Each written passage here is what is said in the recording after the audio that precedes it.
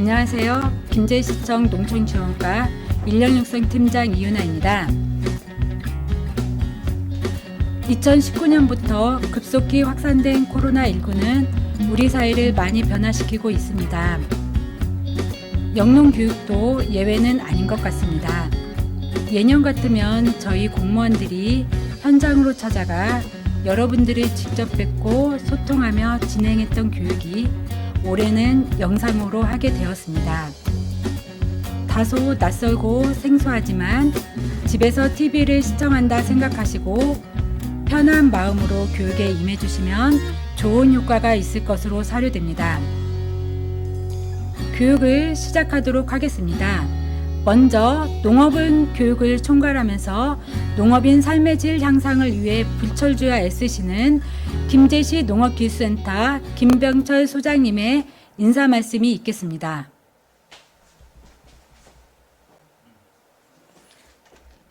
안녕하세요.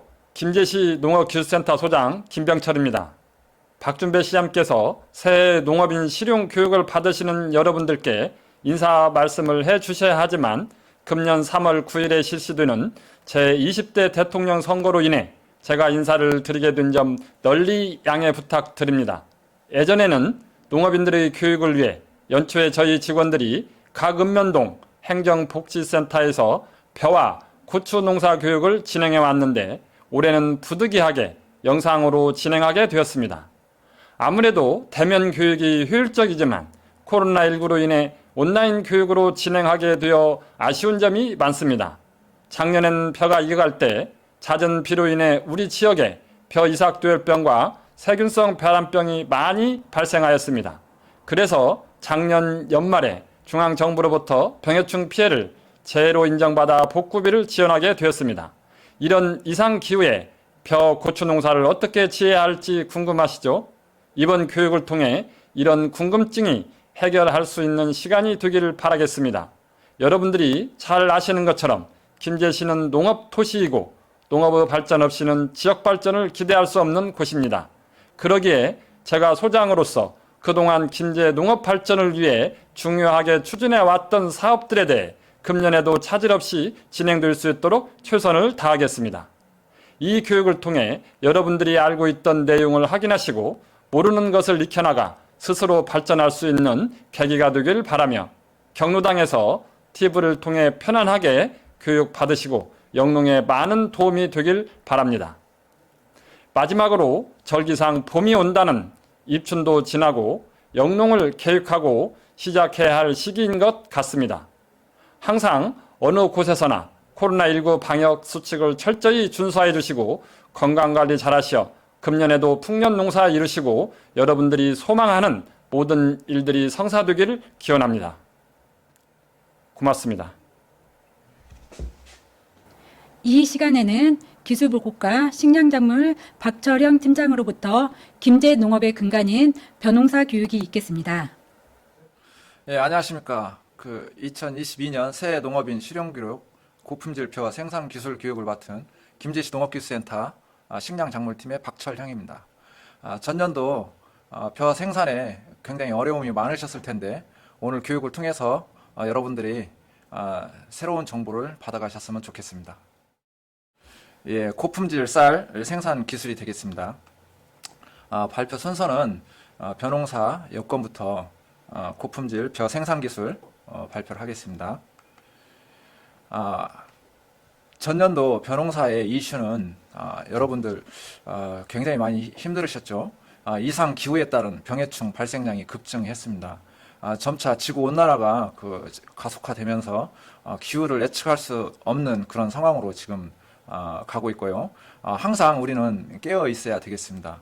전년도의 병해충 발생 면적은 김제 18,182헥타 중에서 64%에 해당되는 11,656헥타가 발생을 했으며 특히 가장 수량에 영향을 많이 미치는 이삭도열병이 1,716헥타나 발생을 했습니다.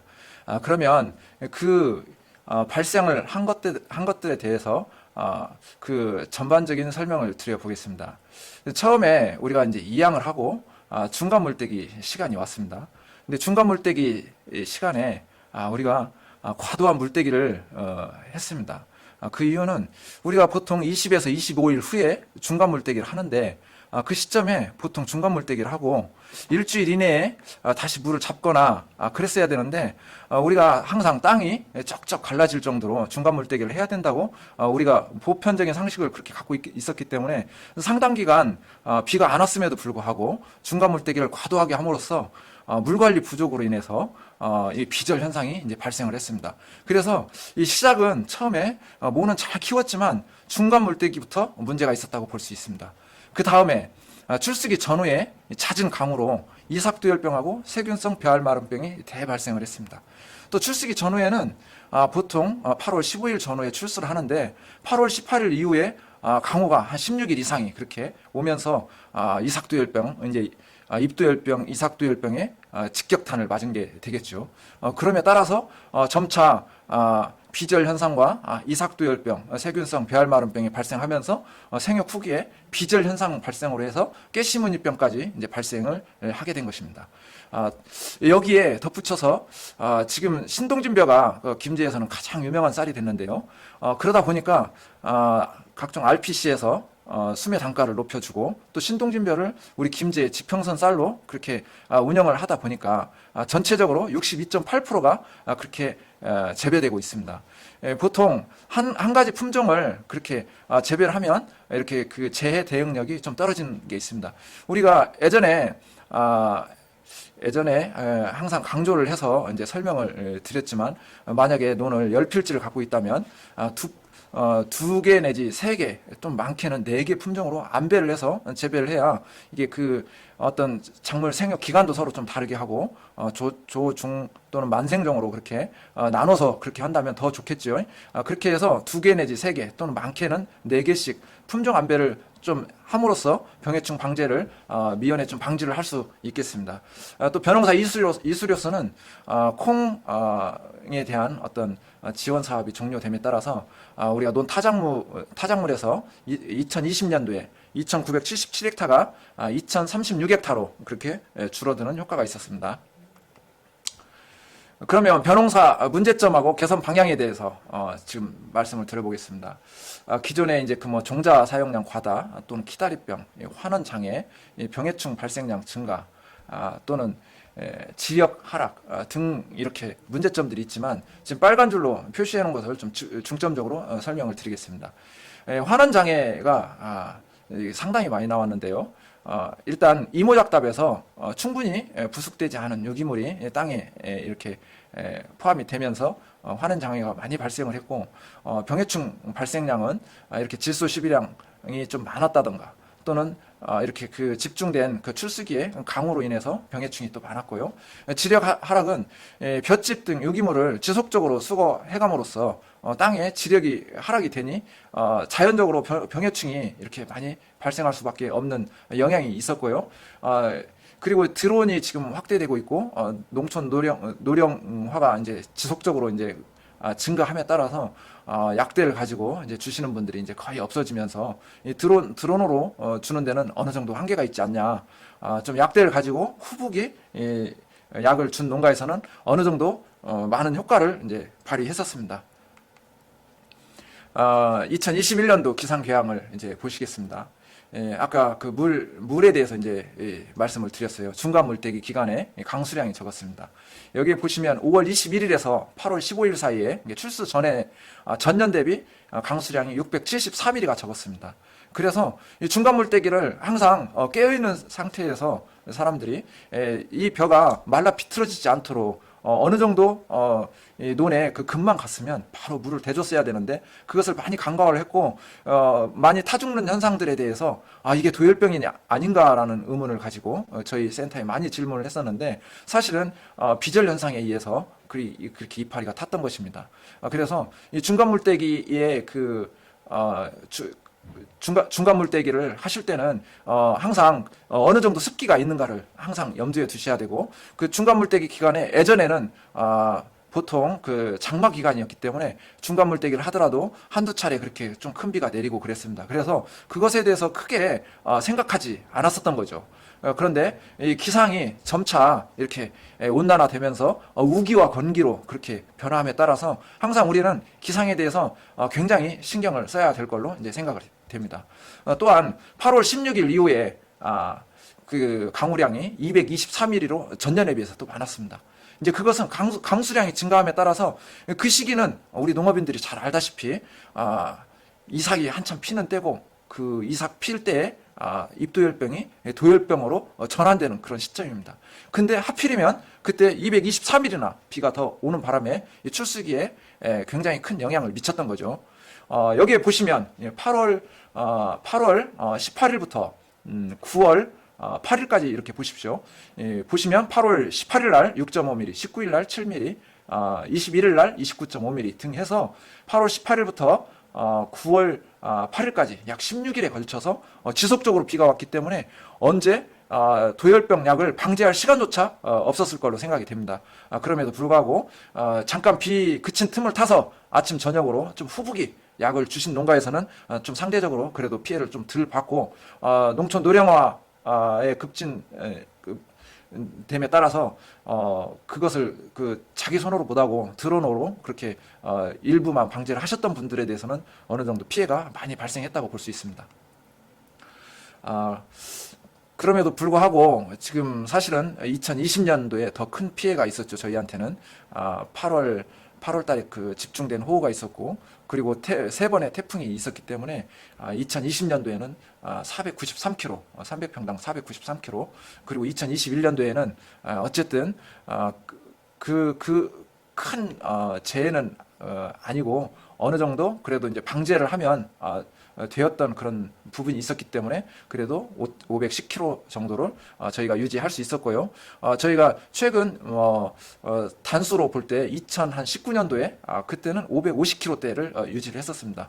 이제 그것에 비하면 전년도에 굉장히 흉작이었고 또 전전년도에는 많은 흉작을 본 것이죠. 근데 이 부분은 어쨌든 기상을 우리가 잘 생각을 하셔야 되고 물 관리를 어떻게 하느냐에 따라서 이 농사의 성패가 달려 있다고 할 수 있겠습니다.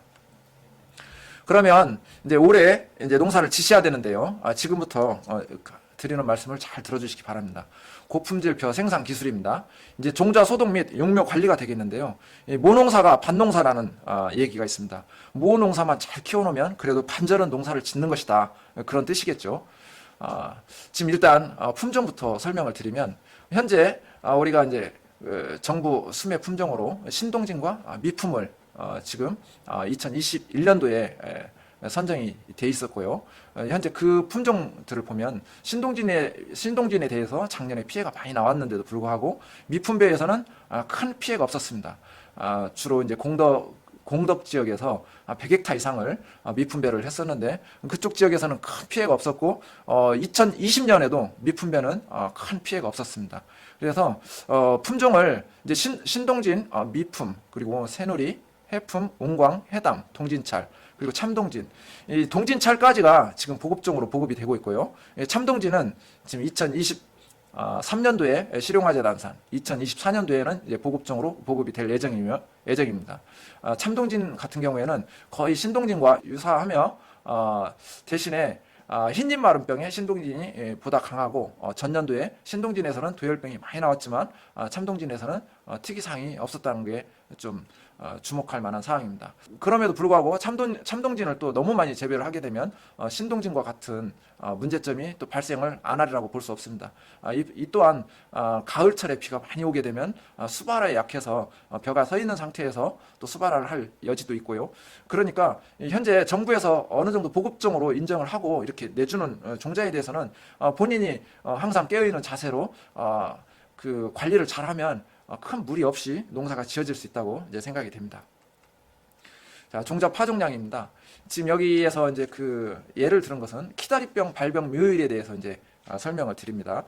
추청벼에 예를 들어서 130g을 파종을 했을 때는 키다리병이 4.3%, 그리고 180g을 이제 모판 하나에 파종을 했을 때는 10.2%가 발생되는 것을 볼 수 있습니다. 그만큼 모판 상자에 어느 정도의 그 모가 심어지는가, 종자가 심어지는가에 따라서 키다리병에 영향을 미칠 수 있고요. 지금 어린 모는 200g, 치묘는 180g, 중묘는 130g으로 그렇게 돼 있습니다.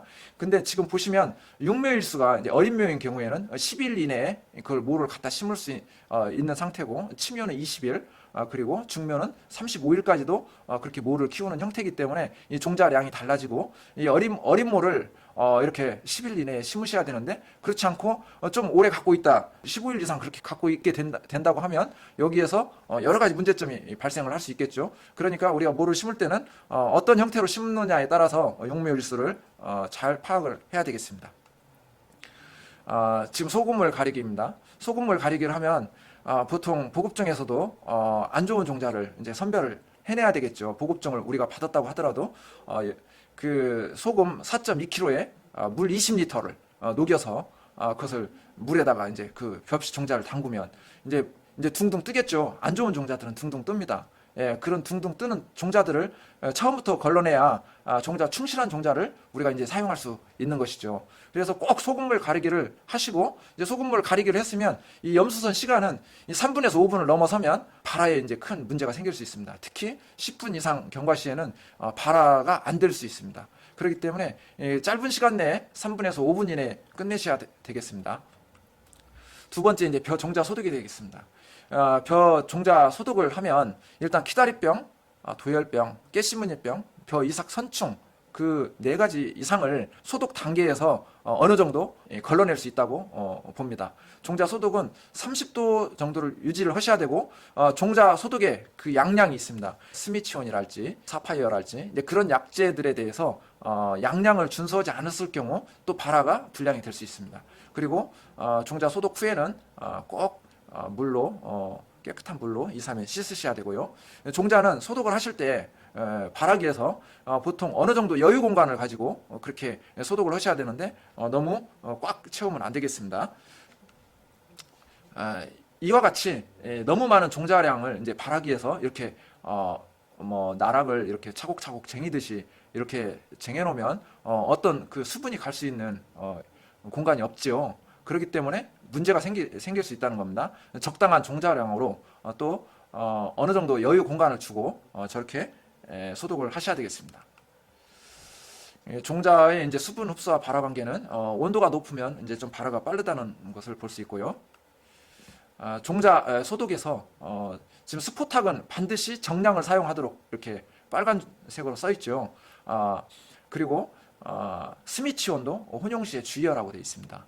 그리고 이 굿타임 같은 경우에는 이 침지 소독 후 이제 종자 헹굼을 또 금지하고 있고, 나머지 것들은 종자 소독을 한 후에는 꼭 물로 깨끗이 2, 3회 씻어주라고 그렇게 말씀을 드렸습니다. 그러듯이 이 종자 소독약이 모두 일괄적으로 똑같은 것이 아니기 때문에 이것을 약재를 분명히 보시고 분명히 읽으신 후에 그대로 실천을 하셔야 되겠습니다. 스포탁, 스미치온은 정량을 꼭 사용을 하셔야 되겠습니다. 키다리병입니다. 지금 앞에서도 이제 강조를 했지만 종자 소독 단계에서 충분히 방지를 할 수 있는데, 이렇게 키가 보통 입영되지 않은 그 종자에 비해서 저렇게 키가 크는 현상을 이렇게 볼 수 있죠. 키다리병입니다. 키다리병을 가장 효과적으로 방지할 수 있는 게 온탕침법이죠. 온탕침법하고 30도씨에서 24시간 아까 약재를 같이 침지 소독하는 방법이 지금 배나 배유, 왕겨 그쪽에서 월등히 방지할 수 있다는 것을 보여주는 표입니다. 모짜리 이제 그래도 이제 키다리병이 발생을 했을 때는 모짜리 방제와 이제 본답 방제가 있는데, 보통 모짜리 방제는 이 건조 상태에서는 2차 전임이 발생을 하니까 어느 정도 물이 있는 상태에서 이제 플로디 옥소니를 2000배액으로 그렇게 관주를 하라고 표현이 되어 있고요. 본답에서도 이제 발생을 했다면 저렇게 방제를 할 수 있지만, 이 본답까지 가게 된다면 이거는 너무나 이제 이 시간과 이제 노력이 낭비가 되겠죠. 그러니까 그 종자 소독 단계에서 최소한 방제가 될 수 있도록 신경을 써주시기 바랍니다. 파종 후에 이제 상자 쌓기가 되겠습니다.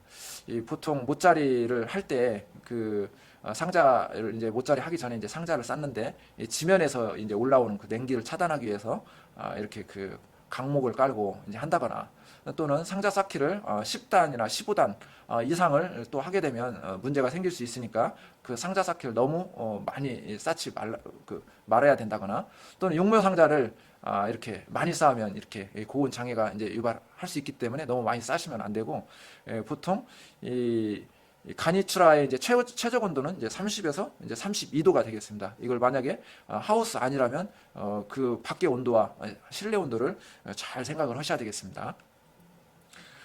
육묘 환경에서 온도가 지금 30에서 32도 이상이면 이제 고온 장애가 발생을 하는데 기온이 이 밖의 온도가 25도일 때 하우스 내 온도는 40에서 50도가 되겠죠. 그러면 바로 문제가 생기는 거예요. 그래서 엽록소 형성에는 25도가 저온이니까 그 온도를 항상 생각을 하셔야 되고 제가 처음에 물 관리를 말씀을 드렸고 지금은 육묘 환경 때 이 온도를 얘기를 하는 겁니다.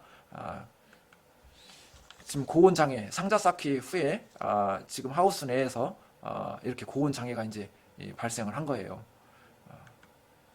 지금 이거 백화묘입니다. 갑자기 강한 햇볕을 받다던가 야간에 이제 10도 이하의 저온이 있을 때 이제 백화묘입니다. 육묘 관리는 이렇게 오전이나 그 오후 3시 이전에 이렇게 물주기를 또 마치셔야 되고 하우스 내라면 측면을 열어서 충분한 환기를 해야 이꽃병 등을 이제 방지할 수 있겠죠. 다시 온도를 또 강조를 하는데요. 낮에는 25도 전후, 밤에는 15도 전후로 유지할 수 있게끔 아이 돌보듯이 잘 해야 될 것입니다. 자, 뜸묘입니다.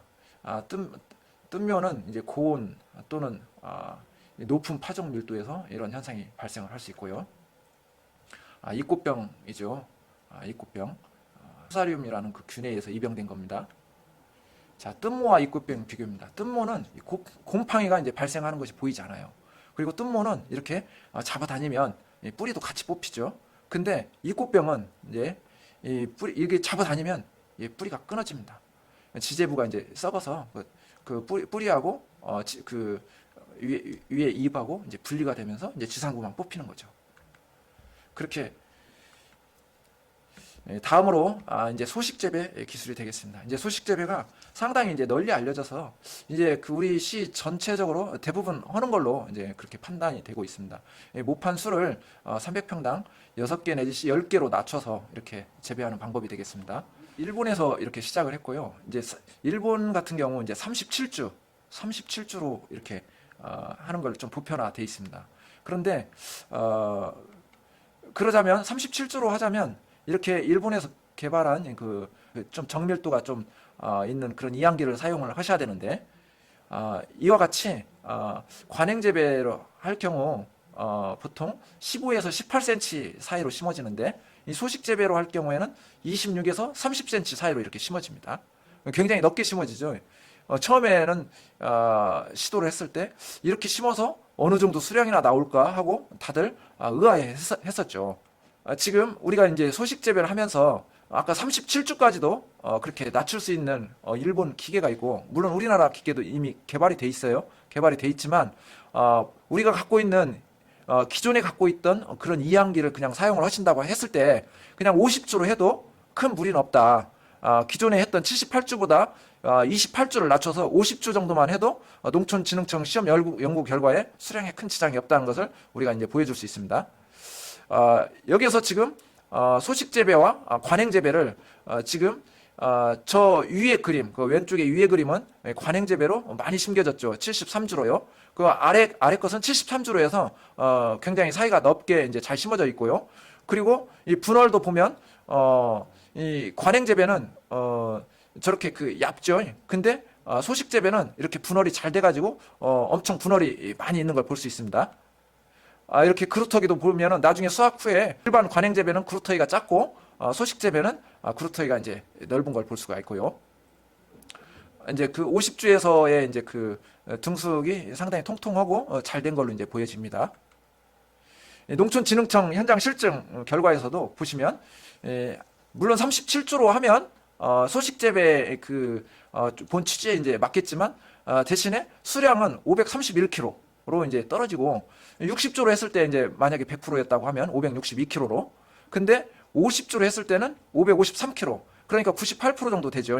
그랬을 때 경제성으로 보면 50주가 이제 괜찮다. 그러니까 우리가 기존에 나왔던 이항기를 뭐 새로 바꾸지 않더라도 최소로 낮춰서 50주로 낮춰서 이렇게 심으면 경제적인 효과를 볼 수 있다. 그것을 설명을 드릴 수 있습니다. 그래서 지금 김제시 전반적으로 대부분 이제 50주로 이제 많이 정착이 돼가고 있는 것 같습니다. 그 소식 재배를 했을 때의 장점과 단점을 보면요. 장점에서는 이렇게 육묘 비용이 절감하고 문고병이 이제 발생하는 것이 좀 적은 경향이 있고요. 이 단점을 보면 수량이 그래도 아무래도 조금 적지 않냐. 이제 그런 우려는 있지만 근데 이 문고병이랄지 다른 기타 병을 고려를 했을 때 그런 단점을 충분히 커버할 수 있다. 그것을 들 수가 있고 대신에 어느 정도 상당히 그 정밀하게 이제 균평 작업을 통해서 결주가 나지 않도록 우리는 농작업을 좀 더 정밀하게 해야 될 필요가 있습니다. 이양 시기는 조금 빨라지는 경향이 있어요. 왜 빨라지는 거니? 밀묘 소식 재배를 할 경우에는 좀 분할 확보를 위해서 조금 더 빨리 이양을 합니다. 이양을 하기 때문에 이양 시기가 좀 점점 빨라지는 경우가 있는데 여기 보면 조생종은 우리 지역에서 6월 16일, 중생종은 6월 5일, 중만생종은 6월 1일이 적기라고 이제 볼 수 있겠습니다. 자, 물 관리하고 이제 그 환원장에 대해서 이제 말씀을 드리겠습니다.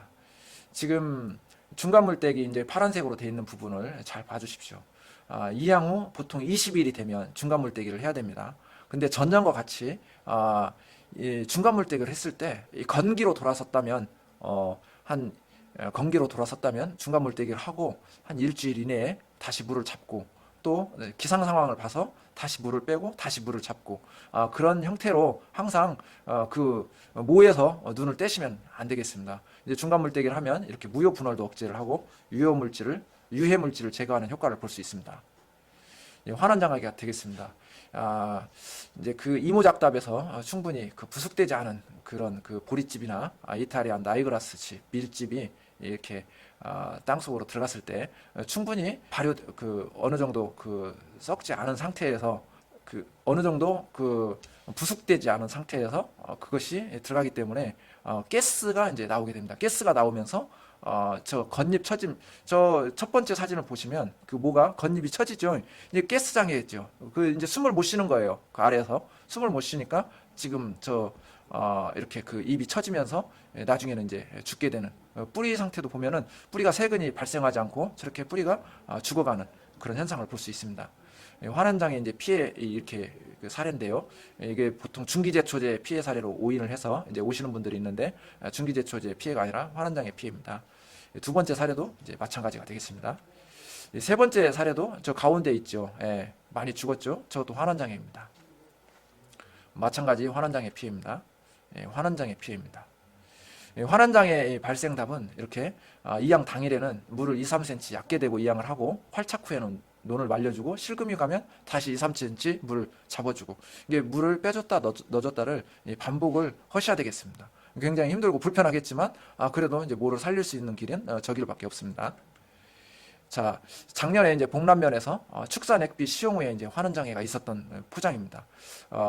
오른쪽 그 약간 삘겋게 보이는 부분이 있죠. 이제 그런 데가 지금 환원장애가 있었는데요. 이 논 같은 경우에는 이탈리안 나이그라스를 수확 후 또 바로 축산 액비를 또 뿌렸습니다. 그리고 나서 미품별을 이양을 했어요. 그 6월 25일 날 이양을 하고 약 20일 정도 돼서 7월 13일 날 물대기를 했는데요. 이틀 만에 저렇게 고사한 현장을 볼 수 있습니다. 저희가 가서 지속적인 물 걸러내기를 실시할 요구를 했습니다. 그래서 8월 23일에는 저렇게 회복한 광경이 되겠습니다. 같은 포장입니다. 이제 좀 위에서 찍었죠. 저렇게 대부분 죽었는데요. 같은 내용인데요. 같은 내용인데 대부분 죽었는데 8월 23일 날 다시 이렇게 정상적인 생육으로 돌아왔습니다. 같은 포장입니다. 이 포장은 미품별을 심었는데 그 남은 모인 그 소다미를 조금 섞었다고 그래요. 그래서 중간중간에 좀 살아있는 소다미가 있고 많이 죽어있는 미품벼가 있습니다. 미품벼가 문제가 있는 거 아니냐 그렇게 저희한테 민원을 내고 왔었던 농가입니다. 이 또한 지속적인 물걸러 대기를 좀 실시를 했습니다. 그래서 8월 23일 날 다시 회복한 광경이 되겠습니다. 그 다음에 이제 물떼기 효과를 이제 말씀드리겠습니다. 중간 물떼기는 어쨌든 나중에 모를 잘 수확을 하려면, 벼를 잘 수확을 하려면, 콤바인이 들어가야 되기 때문에 물을 잘 떼주셔야 되겠고, 물떼기를 하면은 이 뿌리가 결국 물을 찾아서 땅속 깊이 들어가게 됩니다. 땅속 깊이 들어가면서 쓰러짐도 방지를 할 수 있겠죠. 그래서 출수 후 또 35일 이후에는 어쨌든 그때까지 물이 잘 말라 있다고 하면은 수확이 지장이 없는 한 늦게까지 물 걸러대기를 계속 해주시면 수량을 더 높이는 효과가 있겠습니다. 이제 그 병해충 방제 내용을 말씀드리겠습니다. 아까 종자 소독에서 우리가 4가지를 방지를 할 수 있다고 그랬어요. 키다리병, 도열병, 깨시무늬병, 이삭선충, 그 4가지를 소독을 할 때 방지를 할 수 있다고 했습니다. 그리고 나서 상자 처리제를 이제 만약에 사용을 하시면 우리 시에서 매년 지원 사업으로 이렇게 해주고 있습니다. 그 상자 처리제를 꼭 사용을 부탁을 드립니다.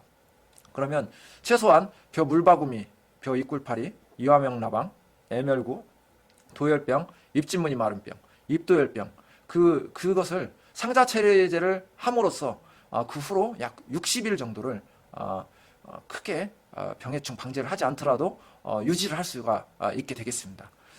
그런 후에 이제 보완 방제로 이제 그때는 날씨를 잘 봐가면서 출수 전에 또는 출수 후에 이삭도열병 또는 잎도열병 약들을 꼭 방제를 해주셔야 되겠습니다. 자, 잎도열병, 이삭도열병 작년에 엄청 심했죠. 지금 출수 전에 이삭 폐기 시작할 때 일단 방제를 하시고, 그리고 이게 이삭이 이제 2개 내지 3개 보일 때죠. 그런 후에 1차 방제 후에 5 내지 7일 후에 방제를 꼭 한 번 더 해주셔야 됩니다. 기왕이면 후보기 해주시고 어쨌든 드론을 이용을 하든 약대를 이용을 하든 가급적 후보기 약을 방제를 해주시면 이때 꼭 방제를 해주셔야 수량에 큰 지장이 없겠습니다. 잎진무늬 마른병 다 아시는 내용이고 과범무 때 발생을 하죠. 흰잎 마른병, 이거 세균병으로 이렇게 또 발생을 하는 양상을 볼 수 있습니다. 저 줄을 끌고 갔을 때 이렇게 나타나는 예전 사진인데 요즘은 드론으로도 많이 방제를 하시니까 저런 사진은 지금은 이제 없죠. 세균성 배알 마른병 작년에 많이 나왔죠. 이것도 세균성 배알 마른병입니다. 세균성 배알 마른병. 세균성 배알 마른병이 왔을 때 그쵸, 일반 쌀 알하고 입영된 알하고 이렇게 차이가 있습니다. 이삭 누름병, 질소 과다일 때 나타나죠. 깨시무늬병, 작년에 어쨌든 비절 현상에 의해서 이렇게 깨시무늬병이 생각보다 많이 나왔습니다. 2020년에 이제 백수 피해에 의한 태풍으로 인한 백수 피해 현상입니다. 온도가 25도씨, 습도가 65도씨, 5%, 풍속이 이렇게 8m, 초당 8m 이상일 때 이런 현상이 나옵니다. 충해는 최근에 이제 큰 영향 사실 많이는 없었어요. 이화명 나방이나 또는 홍명 나방은 항상 나오는 그런 병인데, 충인데 그것을 또 간과하고 이 약들을 또 안 하시는데 이 부분에 대해서도 꼭 같이 병해 방지할 때 같이 약제를 해주시기 바랍니다. 물바구미 이제 잎을 보면은 바구미 피해가 있고요. 홍명나방 피해는 이렇게 벼 잎을 이렇게 말아서 가해를 하죠. 벼 멸구는 이렇게 벼대 아래에 저렇게 기생을 하면서 벼대를 이제 빨아먹는 그런 각종 노린재류도 요즘은 많이 발생을 합니다. 이제 마지막으로 이제 잡초 방제에 대해서 잠깐 말씀을 드리겠습니다. 지금 모든 이 벼농사에서는 시기가 가장 중요합니다. 그때를 놓치면 어떤 것도 이제 처방이 어려운 그런 것인데, 그 중에 제초제는 진짜로 그때를 놓치면 아주 풀을 잡을 수 없는 그런 현상까지 이제 볼 수 있습니다. 여기는 이제 여기 표시 기호들이 쭉 A, N, B, G 그런 것들이 있는데요. 이제 지질 생합성제, 아미노산 생합성제 이런 말들은 상당히 좀 어려운 용어니까 잠깐 넘어가고 이 제초제 구성에 이렇게 저 맨 위에 보면은 뭐 이렇게 그 K3 플러스 B 이렇게 이제 그 표시가 돼 있는데요. 이렇게 약병을 보면 이렇게 표시 기호가 이렇게 K3 이렇게 그 B 이렇게 어떤 건 지질 생합성 저해, 어떤 건 세포 분열 저해로 해서 이렇게 그 해당되는 풀에 가해하는 그런 기작이 되겠습니다. 그래서 이것도 좀 전문적으로 이제 보실 필요가 있다고 하신 분들은 이렇게 제초제를 구입을 하시면서 이 내용을 보시면 되겠습니다. 같은 내용입니다. 이렇게 제초제 구성에서 지금 여기 뭐 그 클로저 같은 약들에 대한 표시고요. 저격수에 대한 이제 표시고 그렇습니다. 지금 처리 시기에 따라서 P1엽기에, P2.5엽기에, P5엽기에 이것은 여러분들이 이제 농약을 사시면서 그때 그 표시되는 것을 잘 읽으시면 이 부분을 분리해서 잘 사실 수가 있고요. 보통 중기제초제를 2.5엽기 이내에 이제 잡으셔야 되는데 보통 4월 22일 날 노타리를 할 경우에는 노타리 후 경과 일수가 19일 이내에 그때는 중기제초제를 하셔야 된다는 뜻이고 5월 7일에는 15일 5월 22일에는 13일 이내에 그러니까 5월 22일 날 노타리를 했다고 하면 틀림없이 13월 더해 보십시오. 6월 5일 이내에는 중기제초제를 하지 않으면 제초를 할 수 없다는 뜻이 되겠습니다. 피염령은 이렇게 세는 법인데요. 이렇게 1엽기, 2엽기, 3엽기 참고하시고요. 이렇게 되겠습니다. 이 발생이 이제 그 저항성 제초가 이제 많이 생겼어요. 물옥잠부터 물달개비, 뭐 버풀까지. 이것도 그 중기제초제 이제 같이 잡을 수 있는 약들이 많이 있습니다. 물옥잠부터 이제 피까지 이렇게 쭉 되어 있죠. 또 흑미나 통일계, 찰벼에 이제 약해가 나는 이 약들이 또 있고요. 지금 여기서 제초제에서 설명을 쭉 드렸는데 가장 중요한 부분이 이렇게 최소한 5일간 담수를 해야 되는데 지금 물관리 양호와 물관리 불량을 볼 수 있어요. 이 노타리를 잘 못 쳐서 균평 작업이 안 됐을 경우에 논이 표면이 고르지 않은 경우에 이게 물이 상당히 많이 있고 저 물관리 양호 부분은 약 3cm 이내에서 저렇게 된다고 하면 제초가 잘 되겠죠. 잡초 방제 이것만은 꼭 지켜주세요. 지금까지 제가 한 얘기가 여기 다 들어가 있습니다. 벼 활착 후 피는 2.5엽기 이내 그리고 기온이 높을수록 제초제 처리 시기는 빨라지고 물 관리가 가장 중요하고 출수 30일 전부터는 제초제를 사용하시면 안 되고요. 중기제초제 처리 시기는 딱 한 번뿐입니다. 고품질 벼 생산 기술의 이제 비료 사용과 이제 토양 관리가 있는데요. 이건 여러분들이 이제 지금까지 쭉 해왔던 방식하고 잘 생각을 해보셔야 돼요. 지금 같은 경우에는 한 작물을 재배를 하고 재배를 한 작물을 했으면 그 토양이 틀림없이 변화가 있습니다. 우리가 건강검진을 이제 1년에 한 번 정도 꼭 하듯이 이 토양도 한 작기가 끝나면 그 작물이 좋아하는 영양소들이 있어요. 그 영양소들을 작물이 다 먹었기 때문에 그 땅에 어떤 영양소가 없는가 그것을 토양 검증을 꼭 농업기술센터를 통해서 하시고 그에 맞게끔 유기물도 시용을 하시고 규산도 시용을 하셔서 재배를 하셔야 되겠습니다. 유기물은 지금 여러분께 이제 이 말씀을 드리는 게 지금 볏짚을 이렇게 넣으셔야 되는데 지금 작년에도 많은 피해가 있었고 재작년에도 많은 피해가 있었습니다. 점점 이 논이 유기물이 부족해지고 있고 소 먹이용으로만 그렇게 사용을 하다 보니까 문제가 많이 생기고 있어요. 그럼에 따라서 이제 이렇게 병해충이 발생을 하면 일단 근본적으로 벼가 튼튼해야 되는데 지속적으로 유기물이 빠져나가게 된다면 문제가 생길 수 있습니다. 그러니까 볏짚을 꼭 한 번씩 넣어주셔야 돼요. 최소한 2년에 한 번은 넣어주셔야 되겠습니다. 규산질 비료를 시용을 하면 이제 볏대를 또 강하게 하는 효과가 있습니다.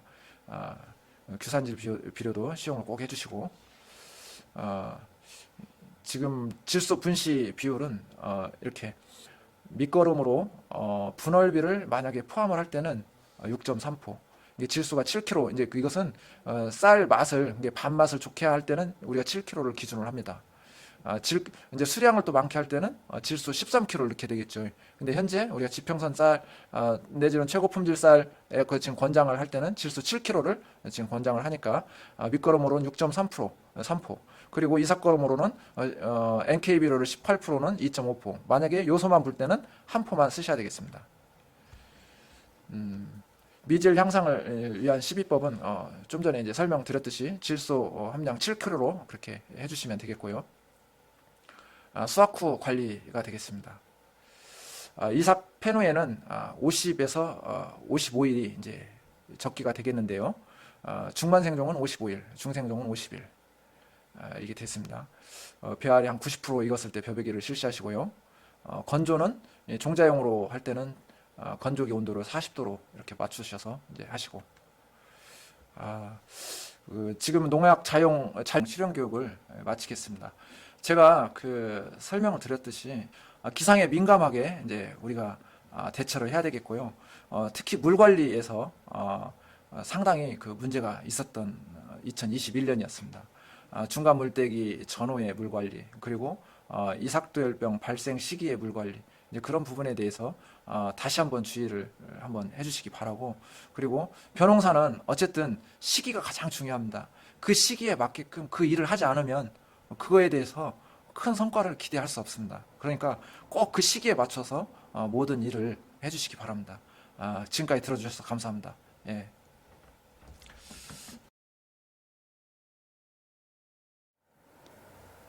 교육 잘 받으셨죠? 이 시간에는 기술보급과 특화 접목 안종준 팀장으로부터 여러분들의 관심이 많은 고추 교육이 있겠습니다. 안녕하세요. 저는 오늘 고추 재배 교육을 맡은 기술보호과 특화 장목 팀장의 안종준입니다. 반갑습니다. 올 한 해 2022년 이민년 새해 건강하시고 복 많이 받으시기 바라겠습니다. 올 한 해 농사 풍년 농사를 기원하면서 고추 재배 교육에 대해서 쭉 말씀드리겠습니다. 오늘 말씀드릴 순서는 먼저 생산 및 재배 전망, 그 다음에 포장, 준비 및 정시, 그 다음에 병해충 방제, 생리장애 이런 순으로 쭉 말씀드리겠습니다. 올해 먼저 농사 방향에 대해서 좀 말씀을 드리겠습니다. 지금 현재 보면은 작년에 비해서 올해 농업 여건이 인건비 상승, 각종 농자재 가격이 상승하다 보니까 농사 방향을 계획을 잘 수립해야 할 것 같습니다. 그래서 소비자가 원하는 농산물을 먼저 이렇게 생산을 해야 소비자들한테 제값을 받을 수가 있습니다. 그래서 좋은 농산물을 생산할 수 있도록 그런 병해충 방제를 잘 해야 할 것 같습니다. 그리고 또 각종 농자재 가격, 비료라든가 농약, 인건비 이런 부분들이 상승하다 보니까 비용이 적게 들어가고 생산성을 올리는 그런 농사를 추진을 해야 할 것 같습니다. 그리고 또 농사 짓다 보면 정보, 특히 기상 이런 부분에 대해서 조금 민감하게 이게 생각하고 거기에 맞게끔 농사도 잘 준비를 해야 되겠습니다. 그리고 또 보면은 농업 여건이 안 좋고 그러다 보니까 가격은 하락하고 생산성도 줄고 그러면서 농가 경제에 좀 어려움이 많이 있는 것 같습니다. 그래서 그런 농가 경제 어려움이 잘 생각을 해서 한 해 농사를 방향을 잘 잡아야 할 것 같습니다. 그리고 또 지난해 농사가 안 됐다고 해서 올해 이렇게 의기소침하지 마시고 배짱을 갖고 열심히 올 한 해 농사도 또 지시고, 그리고 또 농사만 짓다 보면은 그런 생활하는 데 있어서 여유로운 생활, 그리고 또 그런 여행을 다닌다든가 그런 부분이 부족한 것 같아요. 그래서 예를 들어서 3월 달에 꽃이 피면은 꽃 구경도 가시고, 그리고 또 가을에 단풍이 지면은 단풍놀이를 하면서 이렇게 내 멋을 이렇게 좀 즐기면서 농사를 해야 농사가 잘 되리라 이렇게 생각이 듭니다. 그리고 또 고추는 원산지는 남미입니다. 그래서 우리나라는 조선시대에 이렇게 도입을 했습니다. 국내 고추 생산량은 세계 고추 생산량의 10위에 이렇게 되겠습니다. 가장 많이 생산하는 나라는 중국이 되겠습니다. 노지고추 생산량은 약 한 1조 원, 채소의 12.4%, 농업 총 생산량에서 2.6%, 쌀 다음으로 농업 생산량이 많습니다. 그리고 또 국민에게 중요한 음식 재료고 또 농업인에게 있어서 소득 장목이 되기 때문에 재배 면적이 꾸준히 이렇게 유지하고 있는 걸로 이렇게 알고 있습니다. 그것도 우리 음식에서 고추는 빼놓을 수가 없습니다. 다양한 식탁에서 먹거리를 있고 제공되고 있고 그러다 보니까 연간 소비량이 한 4.2kg. 세계적으로 우리나라 사람이 고추 소비량이 제일 많이 하고 있습니다. 김치라든지 이런 고추장을 많이 먹기 때문에 소비량이 이렇게 다른 나라에 비해서 많이 소비를 하고 있습니다. 지난해 생산 및 재배 동향 말씀드리겠습니다. 지난해는 2020년에 비해서 생산량이 많이 늘었습니다. 그 원인은 작년에는 2021년보다 7, 8월 달에 강수량이 양호했습니다. 그러다 보니까 탄저병이라든지 그런 병이 줄어가지고 생산량이 늘었습니다. 생산량은 늘었지만은 가격은 어땠습니까? 가격은 2020년에 비해서 가격이 한 3, 40% 이렇게 떨어졌습니다.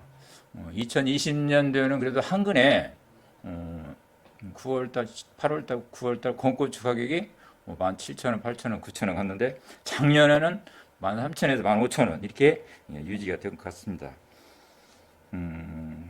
그러다 보니까 올해 고추 재배 의향을 보면은 작년에 비해서는 조금 다소 3에서 5% 정도 조금 재배 면적이 줄어들 걸로 이렇게 예상을 하고 있습니다. 그래서 우리 김제시 고추 재배 면적은 한 500헥타 정도 이렇게 매년 재배를 하고 있습니다.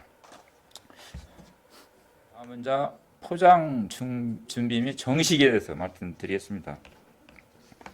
포장 준비는 보통 보면은 비료, 퇴비 이렇게 넣고 또 석회 세 가지를 넣는데 제일 먼저 할 것은 퇴비하고 석회 넣고 경운해서 한번 1차적으로 정지 작업을 해줍니다. 그러고 나서 일주일 후에 화학비를 표준 10이랑 보시면은 질소 19kg, 인산 11.2kg 정도, 가리 14.9kg, 300평당 이렇게 넣고 노타리해서 정식 준비를 해주면 되겠습니다. 그리고 농가분들 보면은 고토 석회를 모르고 또 안 넣는 경우가 있는데 꼭 석회를 넣어줘야만이 그 생리장에 칼슘 장애가 나오지 않습니다. 그래서 꼭 잊지 마시고 꼭 고토 석회를 넣고 심경 노타리 해서 정식 준비를 해 줄 수 있도록 이렇게 부탁을 드리겠습니다. 또 이랑 높이를 보면은 이랑이 높고 낮고 차이가 있습니다. 그래서 보통 이랑을 한 20cm 정도 이렇게 높여주면은 엿병 발생률이 줄어듭니다. 그만큼 배수가 잘 되기 때문에. 그래서 이랑을 만들 때는 그래서 한 20cm에서 30cm 높이 해서 병 발생을 줄일 수 있도록 이렇게 부탁을 드리겠습니다.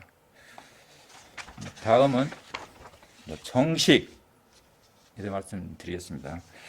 또 보면 농가분들은 정식 시기를 어느 분들 보면은 4월 20일부터 이렇게 정식을 하시는 분들이 많이 있습니다. 제가 이제 현장 출장 다니보면은 그런 분들이 많이 있는데 고추는 고온성 작물입니다. 그렇기 때문에 정식 시기에 야간 온도가 낮으면은 저온에 의한 그런 피해가 있습니다. 한번 크게 저온을 받으면은 회복하기 어려우니까 정식 시기를 5월 말이나 4월 말이나 5월 초에 이렇게 정식을 해줄 수 있도록 부탁을 드리겠습니다. 정식하는 방법은 육묘시 심겨져 있던 그대로 이렇게 정식하시면 되겠습니다. 너무 깊게 심을 때는 깊게 심는 경우에는 새뿌리 발생이 안 되고 활착이 늦어집니다. 또 너무 얕게 심으면은 땅 표면에 뿌리가 이렇게 있기 때문에 건조 피해를 받기 때문에 육묘상 깊이대로 꼭 이렇게 정식을 해줄 수 있도록 이렇게 부탁을 드리겠습니다. 다음은 제초에 대해서 말씀드리겠습니다. 제초 정식하고 나서 제초하는 부분이 고랑이 때가 제초제 주시는 분도 있고 흑색 비닐 멀칭 하시는 분도 있습니다.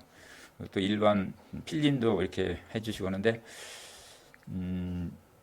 볏짚을 이렇게 볏짚으로 이렇게 깔아주면은 볏짚에는 탄저병을 포식하는 균이 있습니다. 그래서 볏짚을 이렇게 깔아주면은 그런 좋은 현상이 좋은 그런 게 있기 때문에 볏짚을 깔아주면 좋은 효과가 있습니다. 그 대신 볏짚은 너무 여름에 비가 많이 왔을 때 배수가 안 되는 그런 경우가 있습니다. 그래서 평지에서는 볏짚은 이게 좀 까는 것을 좀 피해 주시고 좀 경사진 데서 볏짚을 깔면은 또 탄저병 그런 부분도 예방할 수 있으니까 이렇게 참고를 해주시고 또 흑색 비닐 멍청도 이렇게 깔아주시면은 또 역병이라든지 탄저병 이런 부분도 예방이 될 수 있으니까 이런 도 활용을 해줄 수 있도록 이렇게 부탁을 드리겠습니다. 그리고 또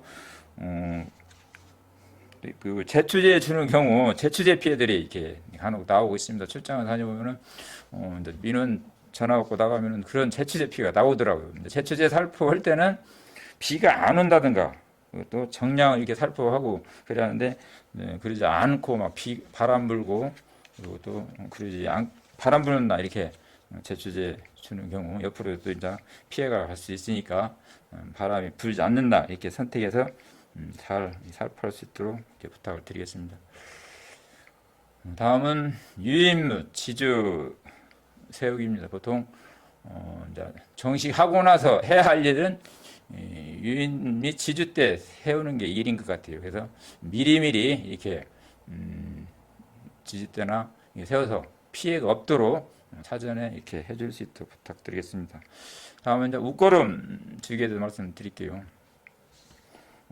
고추는 수확 기간이 길기 때문에 다수확을 위해서는 꼭 웃거름을 주셔야만 되겠습니다. 보통 3번에서 4번 정도 이렇게 주시면 되겠습니다. 예를 들어서 5월 초에 정식했으면 1차 웃거름은 6월 초, 그 다음에 2차 웃거름은 7월 초 한 달 간격으로 3차는 3월 초 이렇게 1차 웃거름 주실 때는 고추 간격 거기에 구멍을 파고 이렇게 거기다가 조금씩 넣어주시면 되고 2차, 3차는 고랑에 이렇게 뿌려주시면은 이렇게 되겠습니다. 다음은 비가림 재배에 좀 말씀드릴게요. 비가림 재배는 노지 재배보다 병 발생이 적고 그리고 또 수확이 많습니다. 왜냐하면 하우스에서 재배하기 때문에 그래서 비가림 재배는 특히 이제 다수확을 위해서 토양 관리, 온도 관리, 비벼 관리를 잘 해주셔야만 되겠습니다. 그래서 이 대신 비가림 재배는 일치 그래도 한 3월 중순쯤 이렇게 정식을 해서 조기 수확을 해야만이 수확량이 많습니다. 그래서 비가림 재배에서 문제되는 것은 병해충 방제 중에서 총체벌레, 담배나방, 응애 이런 것들이 문제가 되겠습니다. 그래서 탄저병, 역병은 방제하실 필요 없고 충 위주로 이렇게 방제를 잘 할 수 있도록 이렇게 부탁을 드리겠습니다. 다음은 주요 병해충 방제 요령에 대해 말씀드리겠습니다. 고추 보면은 가장 문제되는 게 예전에는 역병이 많이 문제되었잖아요. 근데 지금은 이렇게 현장 출장 다니면 역병 발생 포장들은 그렇게 많지 않습니다. 그만큼 저항성 품종을 많이 재배하다 보니까 역병에 대해서는 피해가 안 나오는 것 같아요. 또 역병은 가장 문제되는 게 7, 8월 때 비가 장마 기간이 길고 물 빠짐이 안 좋기 때문에 그런 경우에 이제 역병이 발생하게 되는데 역병균은 토양에 한번 발생하면은 수년간 이렇게 존재합니다. 그래서 작년에 내 포장에서 역병이 발생했으면은 올해도 거기에다가 꼬치 재배할 경우는 역병이 발생하기 때문에 올해는 다른 포장으로 돌려칠 수 있도록 이렇게 부탁을 드리겠습니다. 다음은 여기 보시면은 화면에 역병 포장 발생한 여기 화면이 있습니다. 이거 참고해 주시고, 그다음에 탄저병에 대해서 말씀드리겠습니다. 고추 병 중에서 가장 문제시 되는 게 탄저병입니다.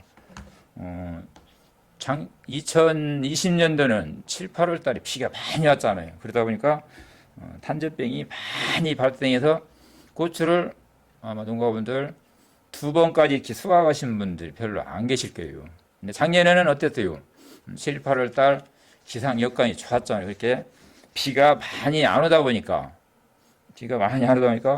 수확량을 많이 했습니다. 근데 작년에는 수확은 많이 했는데 가격이 어땠어요? 2020년도에는 한 근에 17,000원, 8,000원, 9,000원 갔는데 작년 같은 경우는 좀 쌌지요? 한 13,000원, 14,000원, 5,000원. 그리고 또 후반기에 가서는 7, 8,000원 이렇게 가격이 이렇게 다운되고 되었습니다. 농산물 가격 특징을 보면은 조금만 과잉되면은 농산물 가격은 하락하고 조금만 부족하면은 농산물 가격은 폭등하고 이게 농산물의 특징입니다. 그래서 참 농사 짓기가 어려운 것 같아요. 그런 부분에서. 요즘 같은 경우는 노동력 보면은 인건비라든가 농약 비료 대금이 올해 지금 많이 올랐습니다. 그래서 올해 농사 짓는 데 있어서 경영비를 줄이고 다소학을 위해서는 병, 특히 탄저병 사전에 예방할 수 있도록 지금부터 준비를 철저히 이렇게 해줘야 할 것 같습니다. 탄저병 같은 경우는 보통 입에도 나오지만은 주로 과실에서 이렇게 병이 발생합니다. 보통 6월 중순부터 발생을 해서 7월 달 가지고 장마가 되면은 이때부터 이제 병 발생이 되는 거예요. 만약에 7월 달, 8월 달 장마가 없고 비가 없으면은 병이 발생이 줄어듭니다. 그래서 장마기 때 7, 8월부터 시작해 가지고 수확기 때까지 이렇게 병이 발생을 하게 됩니다. 그래서 보면은 여기 병 발생 보면은 입에도 이렇게 발생하고 과실에 발생한 것을 볼 수 있습니다. 이제 이게 특히 고추 같은 경우는 병 예방을 위해서 긍정적인 방법이 먼저 우선이 돼야 할 것 같아요. 그 고추 탄저병 방지에서 긍정적인 방법은 일단 정식을 할 때 일항을 넓게 한 일항을 90에서 100cm 그리고 또 주간 간격을 그래도 한 40cm 이게 좀 넓게 심어서 통풍이 일단 잘 돼야 할 것 같아요. 그리고 또 고추 그 두둑을 만들 때도 바람이 잘 통하는 데래 가지고 두둑도 만들고 그리고 또 일항도 높이고 해서 긍정적인 방법을 이렇게 도입하고 그 다음에 이제 화학적인 방법이 뒷받침이 돼야 할 것 같아요. 그래서 고추 같은 경우는 예를 들어서 7월 달부터 장마기가 든다면은 사전에 예방 위주로 약을 살펴야 할 것 같아요. 예방 위주로 보통 보면은 농약 살 때 농약 구입할 때 예방 지금은 치료 목적이 아니라 예방 위주로 약을 살포하니까 예방약을 달라고 농약을 구입할 때 예방약 이게 구입을 해서 장마 전에 꼭 예방약을 이렇게 살포하시고 그리고 또 장마기가 이제 비가 멈추면은 또 균이 이렇게 침투했을지 모르니까 그때는 이제 침투 예방약 그리고 또 탄저병이 그렇게 했어도 병이 발생을 했으면은 고추 보면은 병 발생한 과실을 일일이 다 따내야 합니다. 농가분들은 귀찮다 하고 병든 과실이 포장에 있는 데고 이제 약을 줍니다. 그러면은 아무 효과 없는 거예요. 그래서 병이 발생을 했으면은 예방약도 주고 이렇게 했는데도 병이 발생했으면은 일단 힘들더라도 병든 과실을 다 따내고 약을 줘야만이 이렇게 효과가 있습니다. 그리고 또 약 줄 때 보면은 또 요령이 있어요. 어느 분들은 동력 살푸기로 해가지고 이렇게 몇 고랑씩 잡고 밖에서 이제 이렇게 주는데 고추 같은 경우는 탄저병 그리고 또 담배나방이나 이런 걸 예방을 하기 위해서는 세밀하게 약을 지어야겠다 해서 고랑고랑 다니면서 그래도 밑에서 위로 이게 약을 꼼꼼히 줘야만이 이렇게 예방 효과가 있습니다. 그리고 또 한 가지 더 어느 분들은 탄저병약 한 가지 사가지고 그걸 계속 뭐 주는데 그러는 경우 동일 약을 쓰면은 얘들은 탄저병菌들은 저항성이 생깁니다.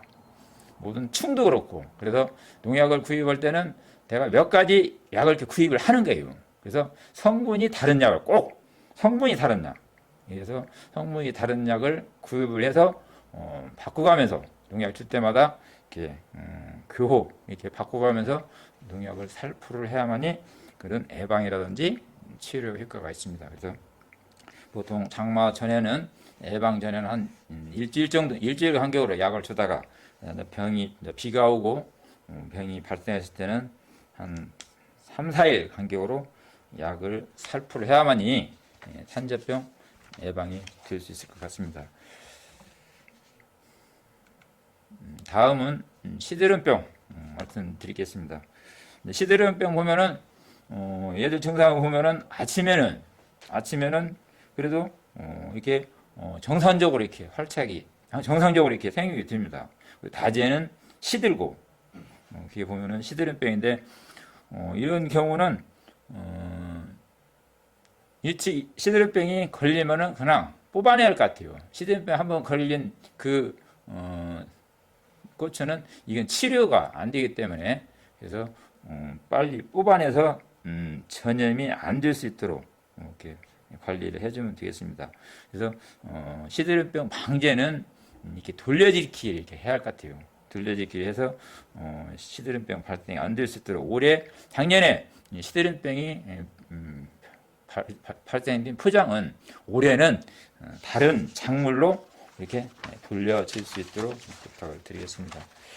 그리고 또 다음은 청고병도 보면은 이게 토양에서 오는 병입니다. 토양에서 오는 병이기 때문에 얘도 보면은 세균의 뿌리에서 감염이 됩니다. 그래서 물이 이동하는 도관 속에서 증식해서 수분 이동을 막기 때문에 얘들이 나중에는 시들시들 죽게 됩니다. 그래서 얘들도 청고병이 발생한 포장은 올해는 거기에서 다른 작물로 이렇게 재배를 해줄 수 있도록 이렇게 부탁을 드리겠습니다.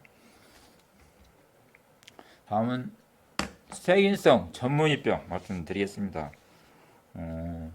토양 중에 병든 식물체 전체로부터 오염이 됩니다. 또 종자에서도 감염이 되고 또 유기물이 부족하고 질소가 과잉되고 해서 연약할 때 이렇게 발생이 됩니다. 그래서 병 증상을 보면은 병이 진전된 잎 전체가 누렇게 이렇게 떨어지거나 구멍이 나는 걸 볼 수 있습니다. 여기 사진 보시면은 이런 증상이 나옵니다. 그래서 예방책으로는 얘들도 여름에 비가 올 때 많이 발생하기 때문에 병 발생했을 때는 농약을 방제를 해서 잘 사전에 방제해서 예방할 수 있도록 하고 또 육묘기 때부터 좀 생육경에 절차에서 발생하기 때문에 육묘기 때부터 잘 관리를 해줘야만 되겠습니다. 다음은 담배나방 충 중에서 가장 피해가 되는 것이 담배나방일 것 같아요. 담배나방 증상을 보시면은 과일 속에 들어가지고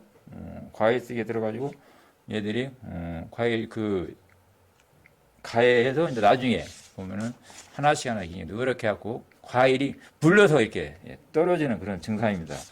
그래서 담배 예방을 위해서 담배나방은 보통 3일 정도 이렇게 발생합니다. 보통 1차는 6월에 이놈들이 발생을 해서 담배 거기에 가해를 하다가 그리고 또 고추가 정식되면 이놈들이 이제 고추밭에 이동을 하게 됩니다.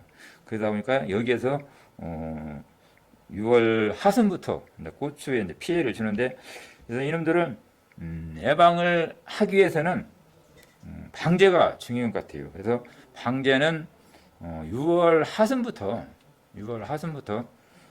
해서 7월 하순에서 8월 상 2차, 3차는 9월 상순경 해가지고 6월 말부터 그리고 한 달 6월 말 7월 중순 9월 상순이었고 3일 정도 이렇게 방제를 해줘야만이 담배 나방 피해를 줄 수 있습니다.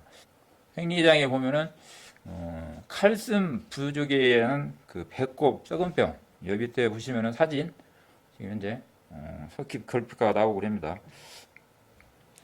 꼭지 부분이 노랗고 열매 하단 또는 중간 부위 과면이 한몰 변색해서 흑갈색에 이렇게 반점이 생깁니다.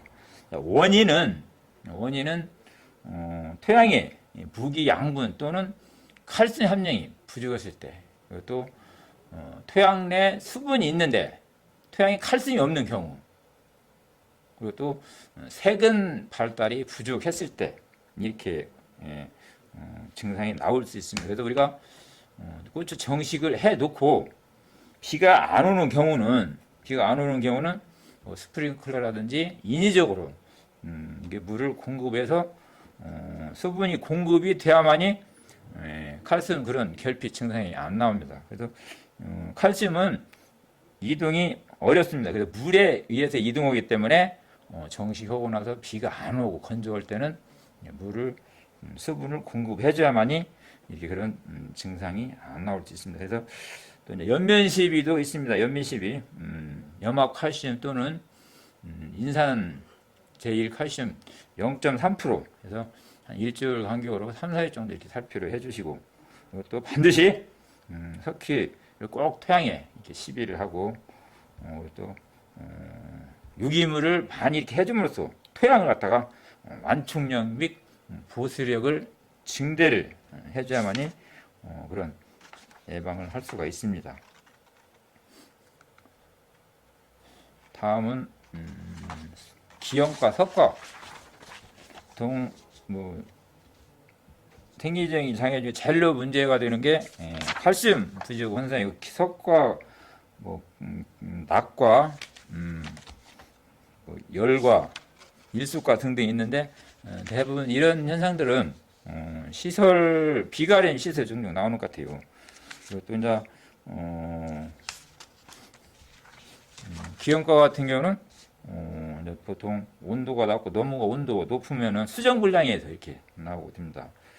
낙과도 보면은 너무 온도가 높은 경우, 그런 경우에 이렇게 낙과 현상이 나오고, 또 열과 같은 경우 토양 내 여기 보시면은 열과 같은 경우는 토양 내 수분이 부족하고 또 저온 직사광선이 되게 원인이 되겠습니다. 그래서 이런 부분들은 보통 노지에서는 잘 이렇게 안 나오는 것 같아요. 그래서 이런 부분 참고해 주시고, 그리고 제가 아까 바이러스병 올해 같은 경우 작년만 해도 그런 그 고추 진딧물 총체벌레에 의한 그 바이러스병들이 많이 나왔습니다. 근데 작년에는 그렇게 바이러스병이 많이 이렇게 나오지 않았습니다. 그래서 바이러스병은 여기 보시면은 사진 보시면은 신초 잎들을 가해갖고 잎들이 이렇게 오물오물 합니다. 농가분들은 이 병을 칼라병이라고 하죠. 보면은 과실이 색이 막 여러 가지 있어서 이제 농가분들이 칼라병이라 하는데, 그래서 얘를 이제 예방을 하기 위해서는 육묘상부터 총체벌레, 육묘상에 육묘하시는 분들은 총체벌레를 예방을 잘 해주셔야 할 것 같아요. 그래서 총체벌레는 이놈은 하우스 이렇게 따뜻한 곳에서 월등을 하기 때문에, 그래서 육묘상에 보면은 그런 토양에서 토양살충제도 이렇게 뿌리고, 육묘 전에 토양살충제 뿌려서 토양에서부터 오는 것을 예방을 해주시고, 그리고 또 육묘 기간에 진딧물 이렇게 예방을 좀 해줄 수 있게 부탁을 드리겠습니다. 그리고 또 정식 후에 우리 농가분들이 이제 해주셔야 할 것은, 정식 전에 보면은 4월 말부터 5월 초에 정식들이 이루어지는데, 정식 전에 내 이제 포장 주변에 이런 그 잡초, 풀들을 다 제거를 해야 미리 해줘야 되겠습니다. 그래서 그놈들은 만약에 주변에 풀들이 잡초들이 많이 있으면 진딧물이 거기에 이렇게 서식하고 있다가 고추를 정식하면은 이동해서 이놈들 피해를 주니까 사전에 정식 전에 토양 주변을 깨끗이 잡초 제거를 해주시고, 또 정식을 하고 나서 또 혹시 침투했을지 모르니까 정식하고 나서는 6월 말까지 계속 방제를 해주시는데 약으로서 이렇게 방제를 해줘야 할 것 같아요. 진딧물, 총체벌레 약도 한 가지 약만 이렇게 해주시는 게 아니라 여러 가지 성분이 다른 약으로 이렇게 해줄 수 있도록 부탁을 드리겠습니다. 고추 여러 가지 이렇게 말씀드렸는데 오늘 말씀드린 내용들 잘 숙지하셔서 우리 지난해 부족했던 부분 좋은 농사 고추 다수확할 수 있도록 이렇게 부탁을 드리겠습니다. 이상 마치겠습니다. 고맙습니다. 오늘 교육은 어떠셨나요? 대면 교육이 아닌 영상으로 교육받기에 조금은 어색한 감도 있으셨죠? 그래도 새로운 방법으로 편안하게 교육을 받으니까 효과는 클 거라 생각되어집니다. 교육 중 궁금한 사항이나 질문들은 아래 자막으로 나오는 번호로 연락을 주시면 저희가 성심성의껏 여러분들의 질문과 궁금증들을 해소하도록 하겠습니다. 또한 저희 농촌지원과 인력유성팀에서는 2월 14일부터 3월 7일까지 약 3주에 걸쳐 평일 오후 2시부터 농업인 교육문화지원센터에서 화면으로 보이는 것과 같이 대면 교육을 진행합니다. 메모하셨다가 희망하시는 교육이 있으면 김제시 농업인 교육문화지원센터로 오셔서 교육받으시길 바랍니다. 검은 호랑이 해인 올해 풍년농사 이루시고 여러분이 소원하시는 모든 일들이 이루어져서 행복한 해가 되길 기원합니다. 감사합니다.